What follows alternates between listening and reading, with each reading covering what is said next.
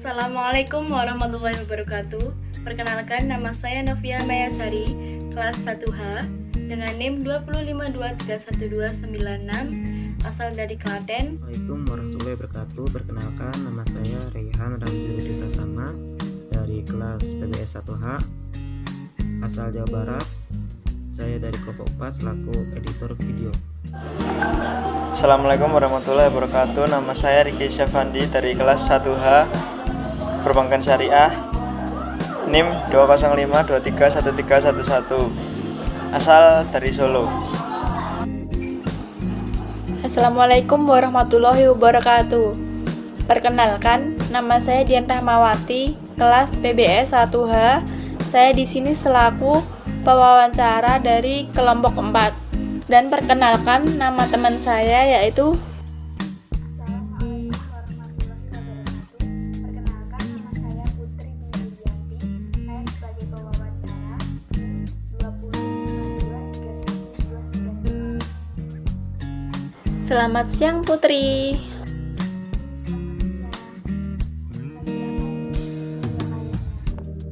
Iya nih Put, aku sibuk dengan bisnis online bajuku.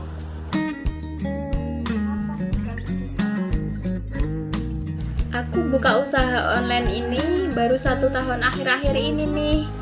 Lumayan lah buat tambah-tambahan uang jajan. Hehe.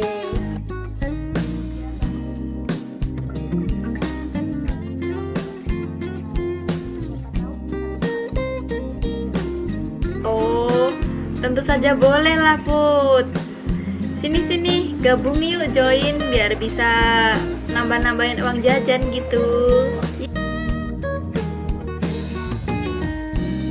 Oh itu, ya karena menurut saya bisnis ini sesuai dengan kemampuan saya yang menyukai bisnis online atau dagang online.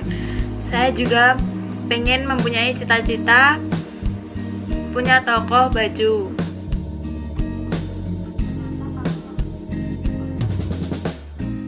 Hehehe, alhamdulillah.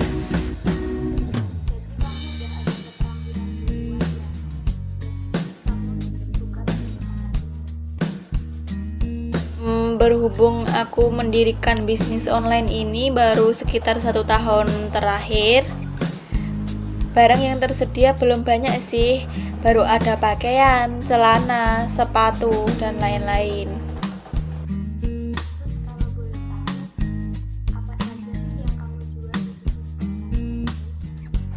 Baru tersedia remaja dan anak dulu sih.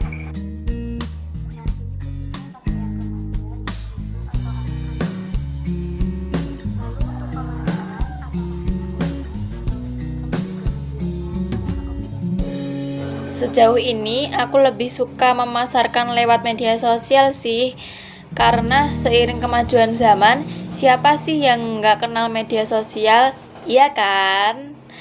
Jadi menurut aku mungkin banyak sekali konsumen online yang begitu, tapi ada juga yang mereka membeli secara offline, dan itu hanya terdekat saja sih, misal masih ada dalam lingkup kecamatan atau kabupaten gitu. Ada juga yang langsung datang ke store seperti itu. Seperti itu ya. Nah, sekarang ini kan kamu udah masuk di dunia bisnis. Pasti di dunia bisnis itu ada pasang surutnya. Nah, langkah apa aja yang kamu gunakan buat menghadapi pasang surut dari bisnis tersebut? Ya, aku kembali ke niat awalku yang emang beneran pengen punya shop gitu. Tapi meskipun sepi, aku tetap mengeluarkan produk-produk baru.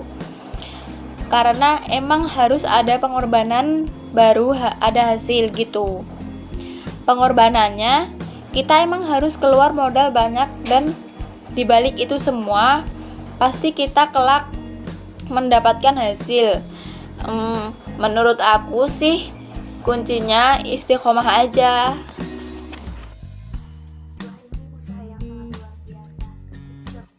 Tapi apakah ada keterbatasan pemasaran online?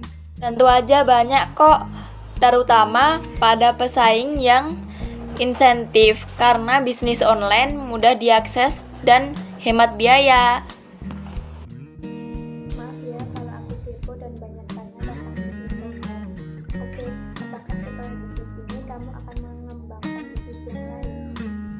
Iya, tidak apa-apa.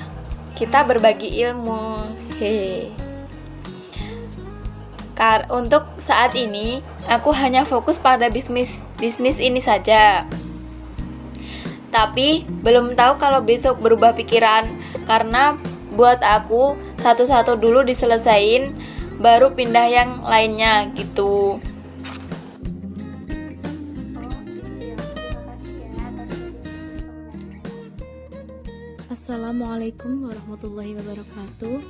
Di sini saya akan menjelaskan sedikit tentang apa itu wawancara. Wawancara adalah suatu cara untuk mengumpulkan data atau memperoleh informasi dengan mengajukan pertanyaan langsung kepada narasumber atau otoritas. Adapun tujuan wawancara adalah sebagai berikut. 1. Bahan informasi, misalnya berkaitan dengan masalah sosial, politik, ekonomi, dan lain-lain. 2.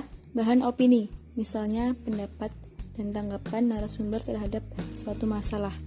3. Bahan cerita, misalnya untuk mendukung penulisan karya sastra. Yang keempat, bahan biografi, misalnya riwayat hidup tokoh yang akan ditulis. Merangkum hasil wawancara. 1. Menyimak informasi dari kegiatan wawancara merupakan kegiatan yang bermanfaat karena dapat menambah wawasan terhadap topik yang diangkat. Yang kedua, rangkuman atau ringkasan adalah penyajian singkat dari sebuah tulisan asli atau hasil pembicaraan dengan tetap mempertahankan urutan-urutan isi atau pernyataan sesuai dengan karangan atau pembicaraan aslinya, serta tetap sesuai dengan sudut pandang penulis karangan atau pembicara.